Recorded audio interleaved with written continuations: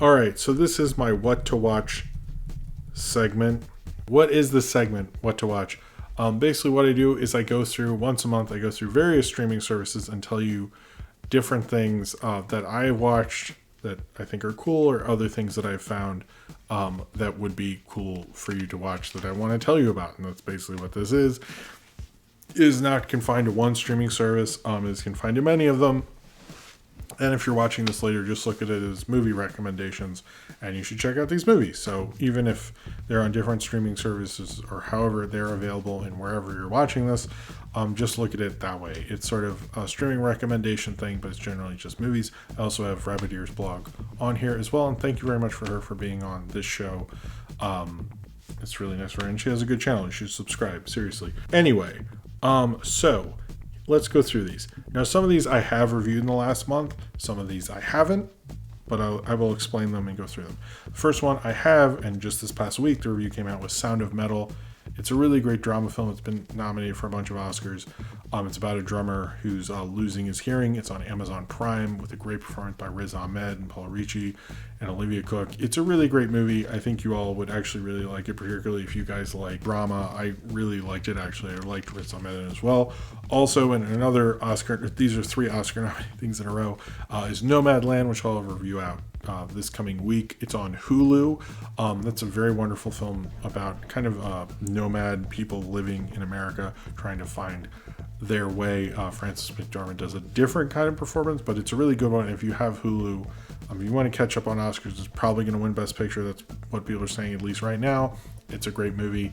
It's a little kind of slower and mellower than you expect from an Oscar thing. So if you want to see like a really interesting kind of indie film from Chloe Zhao, although, you know, as indie as being on being under the Disney Corporation you can be, she still makes a really great movie that talks about the kind of having economic inequalities later in life and being forgot about in a changing economy, and what to do when you're driving around on the road, which Frances McDormand does. It's probably a terrible description, but I'll have a review of it later when I get more into it. Ma Rainey's Black Bottom, which is on Netflix. I have reviewed that as well. But it is August Wilson's play. It's really great, and with Chadwick Boseman's final performance, as well as Viola Davis, is really wonderful.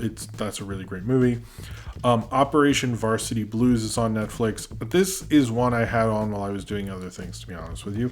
But it works really well with that, and I had to finish it.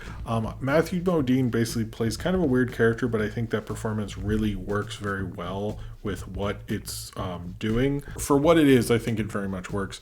I'm sure there'll be a deeper podcast going through it. They don't really get into Felicity Huffman, but they do get into more Lori Loughlin. But it was interesting how that whole scandal went down. If you're interested in that story, I'd recommend it. I don't think it's necessarily a great documentary, but it's good at what it's doing and has a lot of reenactments in it. So if reenactments bug you, I wouldn't recommend it. But if you like reenactments, they actually did a decent job, I would say.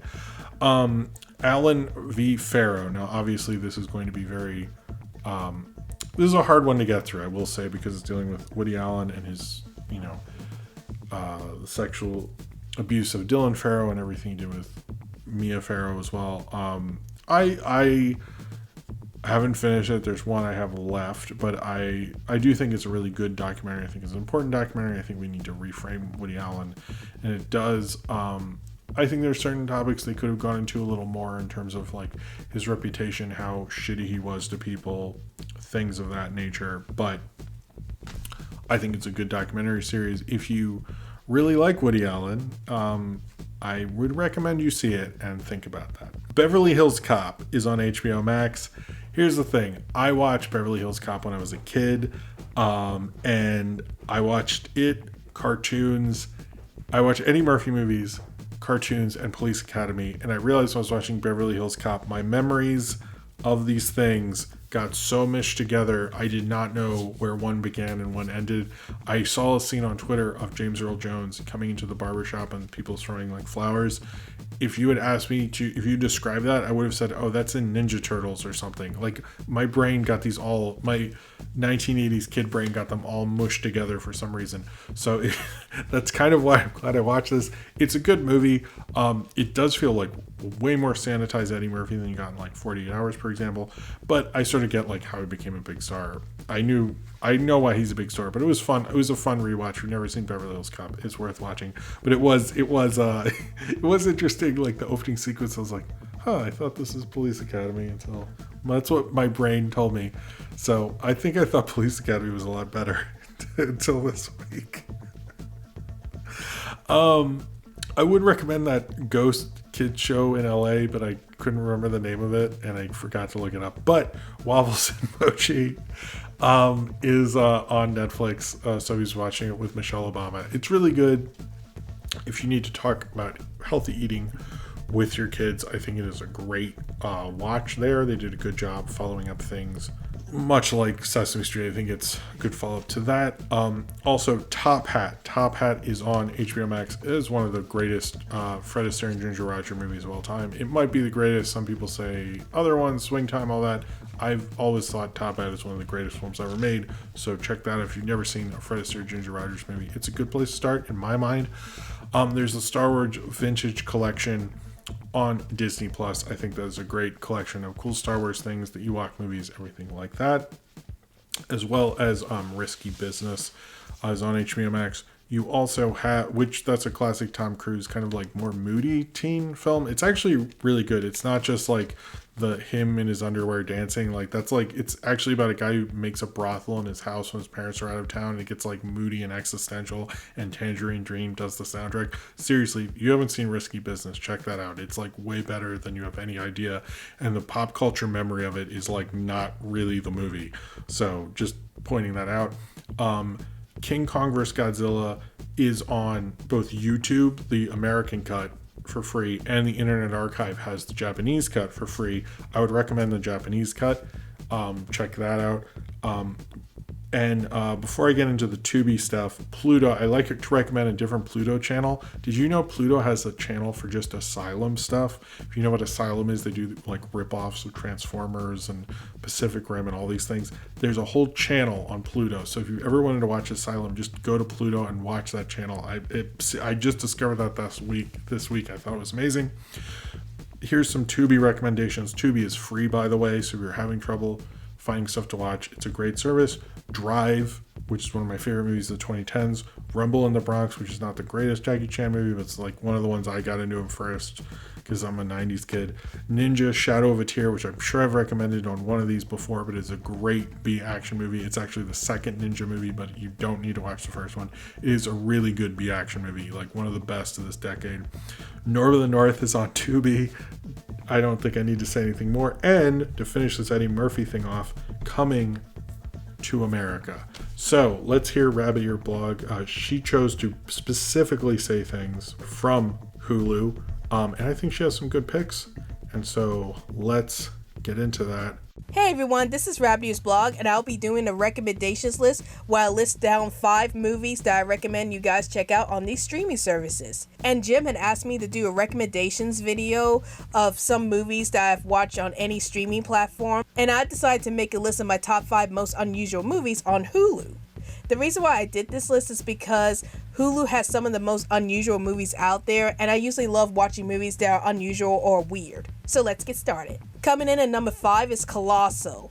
So this film stars Anne Hathaway, and it's about her character being an alcoholic, and one day she discovers that she has the ability to control a monster from a faraway city, and the rest of the film is spent on Anne Hathaway's character discovering this new ability while dealing with her alcoholism. I thought this film was really interesting. I think that Anne Hathaway did a fantastic job at portraying this character being an alcoholic and how she's trying to control her powers of being able to control this monster in a faraway country. And I just love the interesting way that this film approached the subject of alcoholism and how it's connected to this character who's able to control all these monsters in other countries. So I definitely recommend this movie if you're a huge fan of Anne Hathaway and if you love watching Godzilla-like movies. Coming in at number 4 is Sonic the Hedgehog. So in this video game mascot's first live action film, it has Sonic the Hedgehog going to the planet Earth, and not only does he meet a human cop named Tom, but he also meets up with the mad scientist, Dr. Robotnik. Now, when I first heard about this movie, I was actually a little hesitant about this movie, especially after I saw the original design for this character, but after I watched this movie, I ended up really enjoying this movie. I like how they portray Sonic the Hedgehog in this movie, as he's more vulnerable in this movie, but has a lot of personality. And I really love the way that Jim Carrey portrayed Dr. Robotnik in this film, as he's able to balance the threatening nature and the humorous nature of Dr. Robotnik all into one character. And I definitely recommend this film if you're a huge fan of Sonic the Hedgehog. Coming in at number 3 is Bad Hair. So in this film, a young woman ends up getting into the music industry, but she realizes that she has to get a new hairdo in order to make it up to the top in the music industry. So when the woman meets up with this hairstylist who gives her this mysterious weave for her hair, it turns out that the weave might actually not be what it seems. I was actually surprised with how much I really enjoyed this film. I like the way that this film addressed the issue about how people are being perceived by their looks, and it shows that in this film, the young woman has to get a weave in order to look good in the workplace and get attention. And I also really like the horror elements with this movie, as the hair is actually coming alive, and I thought that was a really interesting concept for this film. So I definitely recommend this film if you like to watch a good horror movie that has a very unusual premise. Coming in at number 2 is Palm Springs. So in this film, a couple named Niles and Sarah end up going to a wedding party, and they were miserable, so they decide to sneak out of the wedding party. But then they meet up with this crazy old man who ends up chasing Niles into this mysterious cave, and it turns out that once both Niles and Sarah enter this cave, they end up reliving the same day over and over again, and they spend the rest of the film trying to find a way out of this Groundhog Day loop. So when I first heard about this film, I thought it was just going to be a straight up romantic comedy, but then when that sci-fi twist came in at the beginning of the movie, I was instantly hooked to this film. Like, I like how this film approached the sci-fi elements of time traveling, and I really like Niles and Sarah's relationship with each other, so I definitely recommend this movie if you love romantic comedies with a surreal twist to it. And finally, my number 1 pick is Sorry to Bother You. So in this film, a young man named Cassius ends up working for this mysterious agency, and at first he was getting along fine with his job until he finds out that this job is actually much more horrifying than he realized it is. This is one of my all-time favorite movies on Hulu, and I just love how bizarre this movie is. There's a lot of weird moments going on through this film, and I also like the way that this film approaches the negative side of capitalism. It was not only interesting seeing a movie tackle a political issue, but it does it in such a bizarre way that it got me hooked from the beginning to end. So I definitely recommend this movie if you love watching weird movies in general.